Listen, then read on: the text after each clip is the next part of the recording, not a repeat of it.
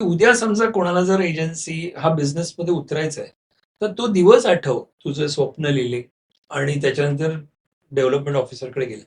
I am more interested to know पुढे काय झालं करेक्ट. आणि हाऊ डिड यू स्टार्ट? कारण असे किती लोक आहेत त्यांनी पण आज लिहायला सुरुवात करतील, पण त्याच्यानंतर पुढे काय करू? की मी लिहिलं हम्म, त्याच्यानंतर तुला दररोज व्हिज्युअलाइज करायचंय.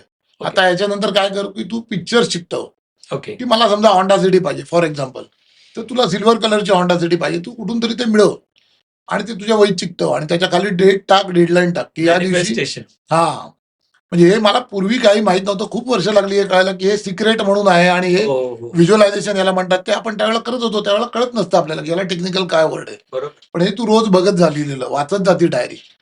आज आपण त्याला नाव देतो की पॉझिटिव्हिटी डायरी किंवा मी त्याला एक्सलन्स डायरी असं नाव देतो, की जे काही गोष्टी मला आयुष्यात खूप छान घडल्यात आतापर्यंत त्या लिहून काढायच्या आणि त्या वाचायच्या, त्यांनी तुला खूप पॉझिटिव्ह वाटतं.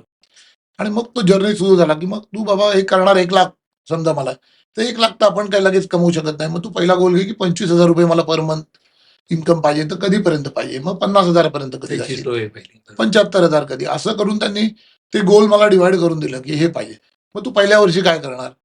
तर मी म्हटलेलं त्यावेळेला आपल्याकडे, तुला आठवत असेल म्हणजे मी 97 साली हा डिसिजन घेतला फुल टाइम होण्याचा, साधारण सप्टेंबर 97. तर त्यावेळेला 6 महिने बाकी होते मार्चपर्यंत आणि त्यावेळेला सिनियर आहेस. आम्ही 1992 डिसेंबरचा एजंट आहे. सिनियर आहे तू. आपले सिनियर बसलेत बाई. ते फक्त वर्षांनी सिनियर आहे. नाही नाही नाही.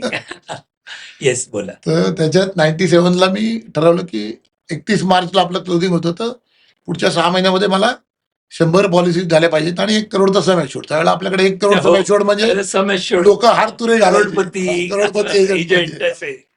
आणि ते फॉर्च्युनेटली त्यांनी सांगितलं की मग तू कर. आणि मी फेब्रुवारी एंड पर्यंत साधारण मला आठवतं की 60 लाख सम ॲश्युअर्ड केलं होतं, 40 लाख बाकी होतं आणि पॉलिसीज पण मला वाटतं साधारण 35 बाकी होत्या.